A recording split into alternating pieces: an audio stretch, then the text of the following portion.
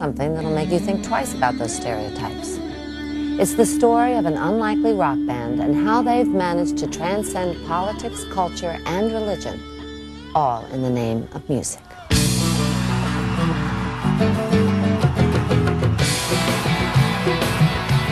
It's Saturday night in Karachi as Pakistan's biggest rock band takes the stage. As they do once or twice a month, Junoon is playing to a standing room crowd. Girls are going crazy. They've been called the U2 of Pakistan for their sweeping sound and social conscience. They've sold 5 million albums worldwide. They're superstars. And like most success stories, it didn't happen overnight.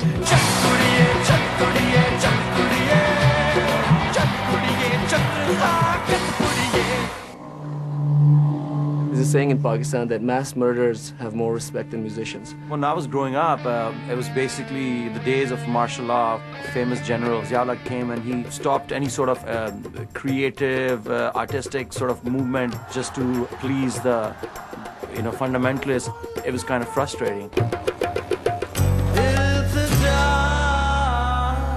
Music of any sort was looked upon as something which was just not to be tolerated. And any gig you did, these guys would come and in the name of religion were just creating mass terror in the city.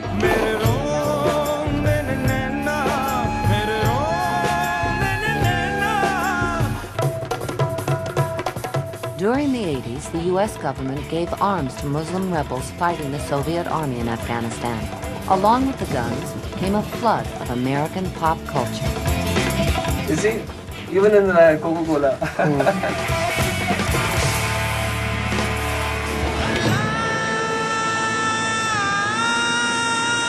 After the Soviet Union collapsed in 1991, America walked away from Afghanistan and Pakistan, leaving a legacy of violence, and many who felt betrayed by the West. Unbelievable. I mean, students were armed to the teeth with these automatic weapons.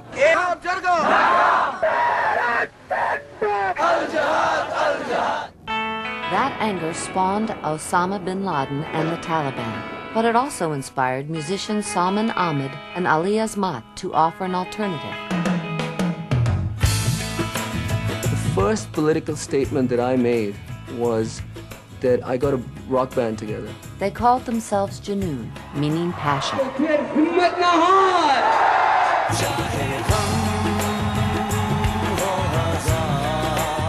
I wanted to sing about the social disparity, the violence of our society.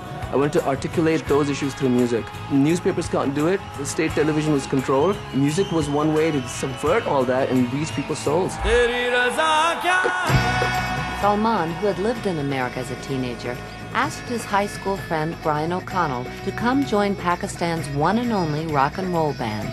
My life changed significantly back in 1991. I am proud to be an American, but I also love Pakistan. Gradually, Junoon built up a following with young Pakistanis, and by the mid-90s, they were playing to 25,000 fans in crowded arenas. There's some fans outside of Ali and Salman in the corridor now. My shirt, on your sash. Are you gonna wash it? No. You're too cool. But as more and more lined up to hear them, the government began to feel threatened. I was sent like guards to beat me up, intelligence agencies tapping my phone, death threats. That stuff's been happening for so long. We're like musical guerrillas.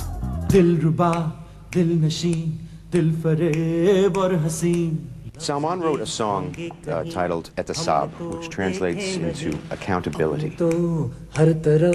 And there was a video made for it as well. What that served as was kind of a mirror being held up to the politicians who were in office at the time, and they took it a little personally. The video mocked the corruption of Pakistan's ruling elite, notably Prime Minister Benazir Bhutto. One of our aides called me up. He said, "Are you committing suicide, Salman? Here we are. You know, we are the hand that feeds you, and you're biting us." And I said, "F you, mother." When Junoon got themselves banned from state-run television in Pakistan, it was a total ban. It's not like a ban in the U.S. where Madonna gets one of her videos pulled from a cable channel. It's certainly much more difficult in Pakistan when you face that kind of censorship. Establishment was going a certain way for many years, and all of a sudden there's a youth platform. So the government clearly saw that as a threat. So yeah, out of like 11 years with Junoon, we've been banned for like 7. The ban made Junoon even bigger countercultural heroes. Soon, they were among the most popular celebrities in Pakistan.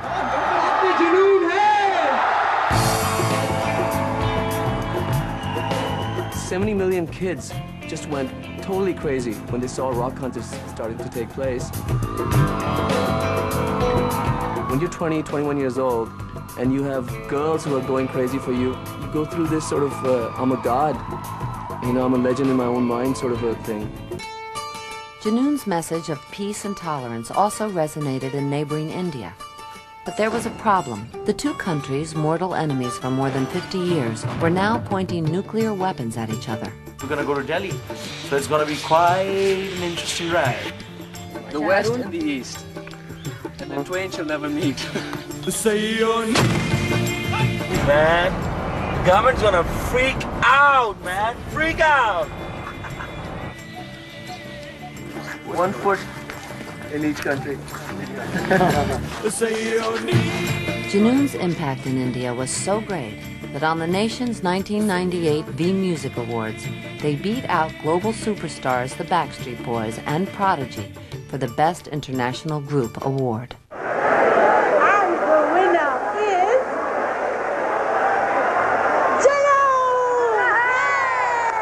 Junoon! For us to go and be #1 on MTV India, you know, and totally take over that country by storm. A lot like how the Beatles came to America. But the difference was that America wasn't at war with England. There should be cultural fusion, not nuclear fusion. But on the same trip, Junoon ran into trouble when they loudly denounced the nuclear arms race. When you're an artist, you know, when you go play in America or, you know, anywhere in the world, or you play in India, you just basically, I have lost my nationality that way, you know. Back home in Pakistan, they were branded as traitors and charged with treason. The problem was not really nuclear disarmament. The problem was that Junoon had broken through in India. I went out and I challenged them. I said, okay, bring every interview, every statement that we made in the newspapers, put it on national television, which you control, and if the people of Pakistan decide that yes, we are traitors, we're willing to be hung for that. In 1999, a military dictator seized power in Pakistan. He wasn't very democratic, but his relatives liked Junoon's music, so he agreed to lift their radio, TV, and concert bans. General Qureshi se milna. Kehte hain ki Salman Ahmed Karachi se. Ironically, the band dedicated to challenging authority suddenly had the ear of high-ranking government officials. We need 100 minutes airtime at 9:30. We do whatever we can in terms of subsidizing or anything else.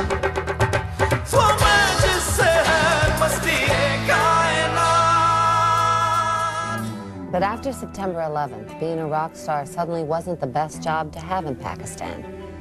Junoon's world was about to change forever. Coming up, the band decides to help out in any way they can. We came to pay condolences to all the people who lost their lives in that terrible tragedy of September 11th. Junoon, the biggest rock band in South Asia, was devastated by the events of September 11th. Because guitarist Salman Ahmed and bass player Brian O'Connell grew up here, the band has a deep and powerful connection to New York City. I was like speechless. I think, what am I supposed to say? The roots that I grew here were, I mean, so many great memories of, you know, going to Beatles Fest in New York City, going to the Village to buy bootlegs. New York City, I call it spiritual hometown. You know, the CBGBs, going to the Garden to see concerts, and, you know, the friends I have. I couldn't possibly grasp the idea that something of that magnitude could happen in New York.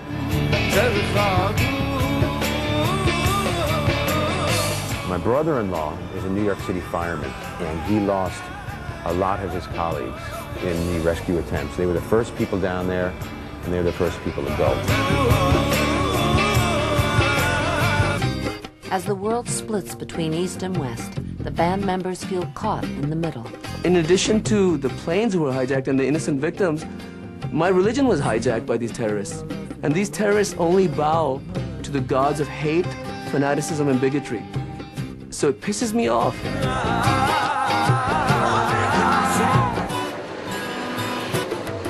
We need to show to the world that Pakistan is not about religious fanaticism or fundamentalism. It's not like that. It's just the picture that you see. The band responds to the tragedy the only way they know how, by playing music for peace. All we are saying is give peace a chance.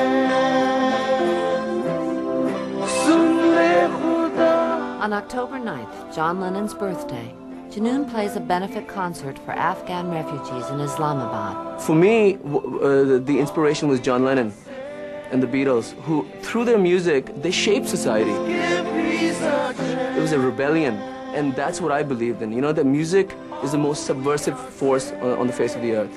It's a defining cultural moment, East meets West, a song from the Vietnam era being used to protest another war in South Asia. As Junoon cranks the volume and the fans rise to sing along, it may seem like a typical Western rock concert, but this crowd is made up entirely of women.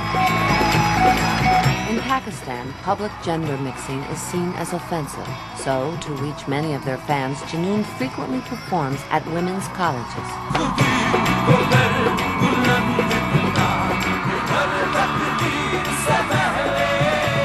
In a conservative culture, outward romantic expression is frowned upon. We have access because of our status. Thus, yay! Thank you. The passion there, these chicks aren't about, you know, oops, I did it again. Their hearts and souls are resonating with much deeper issues. Achha, why do you think America is not liked by the rest of the world? Wajah kya hai uski? We feel for the people who died, but what about the other people?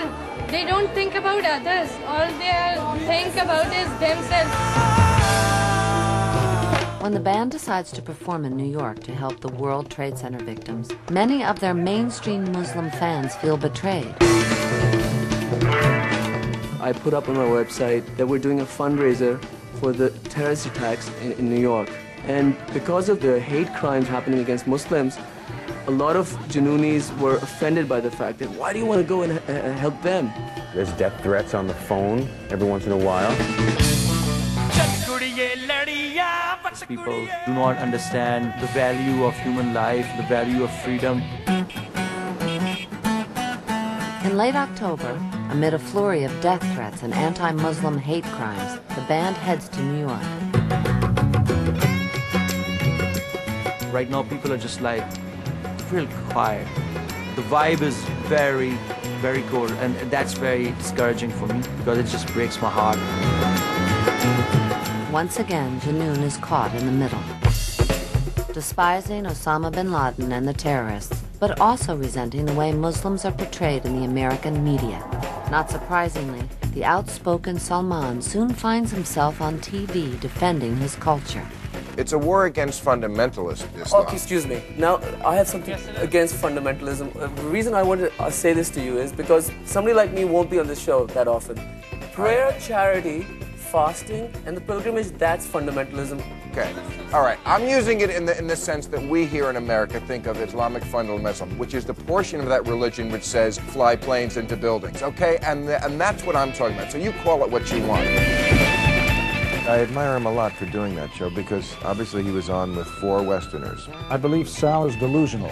I don't believe there's a big difference between moderates and extremists. Not in the Muslim world. Music can serve, as all art can, in a way to show people their commonality. Is it going to solve the problem? No. After holding it together all week, Junoon's emotions finally get the best of them at the World Trade Center benefit.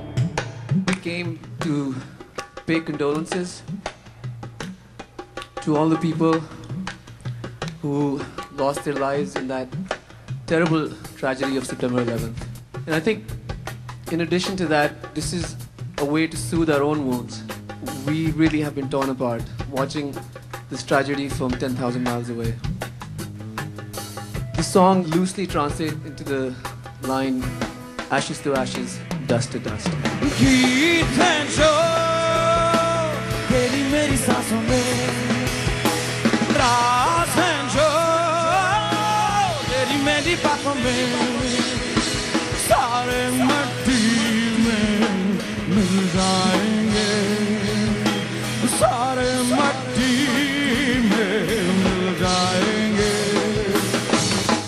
The irony of raising money for peace in a country where many see them as potential terrorists isn't lost on the members of Junoon. Time to raise the stakes at a history-making concert in New York City. Coming up, a sea of diplomats transformed by the power of rock and roll. Mr. Kofi Annan told us that the most hippest crowd is the UN audience. Come on, loosen up those ties.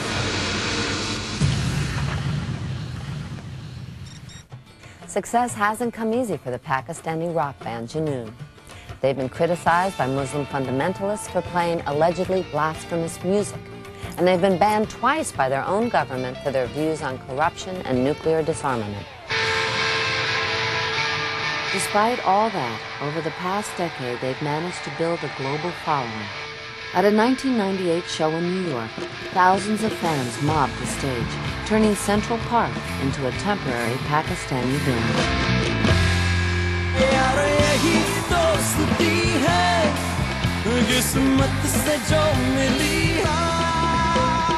Assalamu alaikum, New York!